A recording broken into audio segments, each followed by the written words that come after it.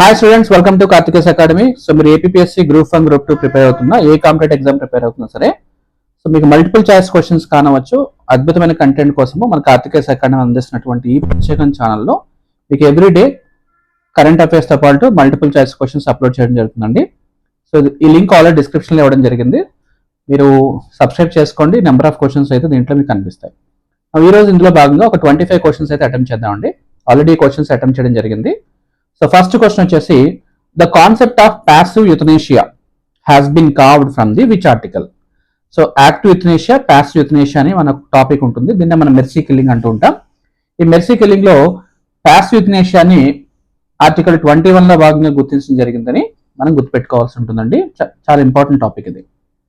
అలాగే రెండవ important question, which of the following amendments is related to GST? So మీకు GST గురించి తప్పనిసరిగా చదివే ఉంటారు.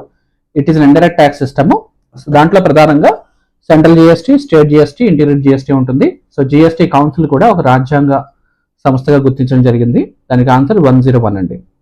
రైట్, ఇది మన టెలిగ్రామ్ ఛానల్ అండి. సో ఈ టెలిగ్రామ్ ఛానల్లో మీరు సబ్స్క్రైబ్ చేసినట్లయితే మీకు అన్ని అప్డేట్స్ కూడా దీంట్లో వస్తాయండి. అలాగే మన కార్తికేయ అకాడమీ యూట్యూబ్ ఛానల్ కూడా ఉంది. ఇది ఒకసారి స్కాన్ చేసుకున్నట్లయితే మన కార్తికేయ అకాడమీ టెలిగ్రామ్ ఛానల్లోకి ఎంటర్ అయిపోతారు. సో మీకు ఈజీగా అన్ని ఎంసీక్యూస్కు అటెండ్ చేయొచ్చు.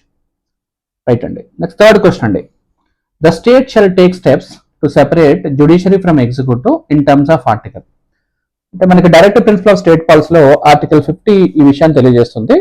జ్యుడిషియరీ సిస్టమ్ ని ఎగ్జిక్యూటివ్ యొక్క ఫంక్షన్ నుంచి, the separation of judiciary from the executive నుంచి సెపరేట్ చేయాలని తెలియజేస్తుంది అనమాట. నెక్స్ట్ ఇక్కడ నుంచి కొంచెం ఇంట్రెస్టింగ్ గానే ఉంటాయి ఆర్టికల్స్ అన్ని కూడా. So how many languages have been originally listed in 8th schedule of the constitution? Indian constitution లో ప్రధానంగా మనకి 12 షెడ్యూల్స్ కనిపిస్తుంటాయి. ఈ 12 షెడ్యూల్స్ లో 8th, 9th, 10th, 11th, 12 చాలా చాలా ఇంపార్టెంట్. దాంట్లో ప్రధానంగా భారత రాజ్యాంగం గుర్తించినటువంటి భాషల గురించి అడిగినప్పుడు ప్రారంభంలో 14 భాషలు ఉండేవండి. ప్రజెంట్ అవి 22 భాషలు అయితే జరగడం జరిగింది అనమాట. నెక్స్ట్, సో మీరు అటెంప్ట్ చేసేటప్పుడు కూడా చాలా ఇంట్రెస్టింగ్ అనిపిస్తుంది. 5th క్వశ్చన్ అండి, the authorization for the withdrawal of funds from the consolidated fund of India must come from అంటే, సో పార్లమెంట్ యొక్క తప్పనిసరిగా అనుమతి తీసుకోవాల్సి ఉంటుంది. ఇది చాలా చాలా ఇంపార్టెంట్ అండి. Next, who appoints the lieutenant governor of Jammu and Kashmir? The answer is president. Right. Next question, the legislative council in a state can be created or disbanded by what? So the state legislative assembly alone only, parliament alone only, the parliament on the recommendation of the state legislature, and the president on the recommendation of a governor. So దీంట్లో మీకు 4 statement కనిపిస్తుంది. So మీరు ఒకసారి జాగ్రత్తగా గమనించినట్లయితే third statement is the right answer అనమాట. Next 8th question, which article says no child below the age of 14 years shall be employed to work in any factory or mine or any hazardous employment? దీనికి answer వచ్చేసి article 24. చాలా మంది already apply చేశారు, దీనికి చూడండి. And 9th question అండి, చాలా చాలా ఇంపార్టెంట్. అఫ్ కోర్స్ ఆన్సర్ ఇక్కడ సి పెట్టినప్పటికీ ఇది రొటేట్ అయిపోతూ ఉంటాయి కాబట్టి ఆన్సర్స్ మీ గురించి ఒకసారి క్లియర్ గా చెప్తున్నాను. Which of the following cases related to anti strike verdict అంటే దానికి answer TK Rangarajan versus government of Tamil Nadu 2003. Next 10th question అండి, the forest conservation act was enacted in the year 1980. Next 11th question, in which article of the constitution of India has the provision of joint sitting of 2 houses of parliament? Answer is 108. మీరు కూడా try చేయండి, చాలా interesting గా ఉంటుంది ఇది. In which one of the following cases the Supreme Court observed that judicial review is a basic structure of the constitution? మీకు దీంట్లో 3 answers కనిపిస్తున్నాయి. 4 ఆప్షన్స్ లో DL Chandrakumar versus union of India is the answer. Next 12th question, which case is related to the implementation of law against female foeticide? చాలా చాలా important answer అండి.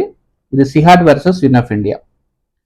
Next 13th question, every proclamation of emergency under article 352 shall be laid before each house of parliament. 1 month before అయితే ప్రవేశపెట్టాల్సి ఉంటుంది. 14th question, how many states are required to ratify certain amendments to the constitution? Option A, not less than half the member, 3/4 of the member, at least 10 states, all state in some cases. The answer is not less than 50% of the states anamata.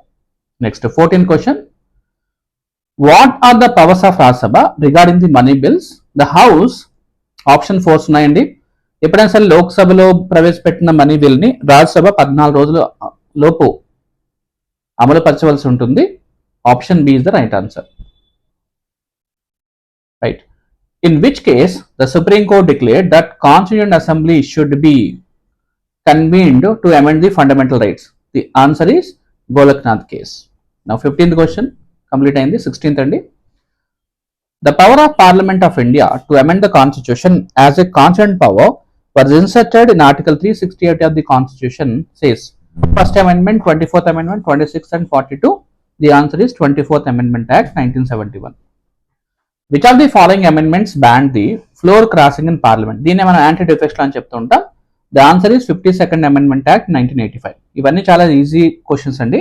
ఇంకా tough questions కూడా upload చేస్తున్నాను, స్లోగా attempt చేయండి. The క్వారం of joint sitting of 2 houses of the Parliament is, జాగ్రత్తగా గమనించండి, 1/10 of total strength of the members of the house. The answer is B. Parliament quorum అంటే అండి, especially joint session అంటే లోక్సభ రాజ్యసభ రెండు కలిపి మనం 1/10 తీసుకుంటాం. 80 members వస్తారు. 55 plus 25. Yeah. Next 19th question.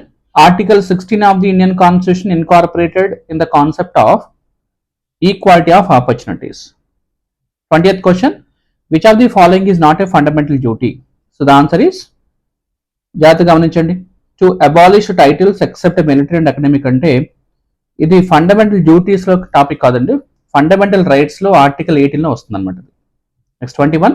Who among the following consider the right to constitutional remedies to be the heart and soul of the constitution?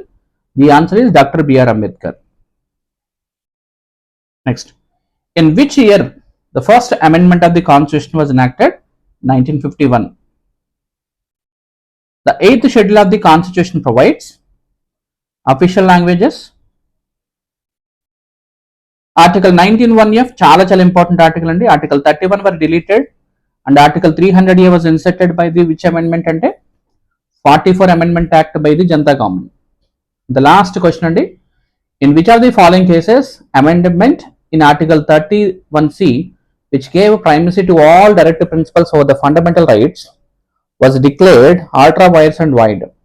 So Minerva mills కేసులో supreme court of India వీటి గురించి discuss చేస్తుందండి. So ఈ విధంగా 25 questions ఈ రోజు అయితే మనం ప్రాక్టీస్ చేసాము. సో ఇదే విధంగా రెగ్యులర్గా కొన్ని క్వశ్చన్స్ ప్రాక్టీస్ చేయడం వల్ల మనకి ఎక్కువ MCQsలో క్వాలిటీ ఆఫ్ నాలెడ్జ్ అయితే అందుతుంది అనమాట. So wish you all the best అండి. Have a nice day. మరొకసారి కార్తికేస్ అకాడమీ ఇది మన టెలిగ్రామ్ ఛానల్ అండి, సబ్స్క్రైబ్ చేయాలంటే చేసుకోండి. All the best.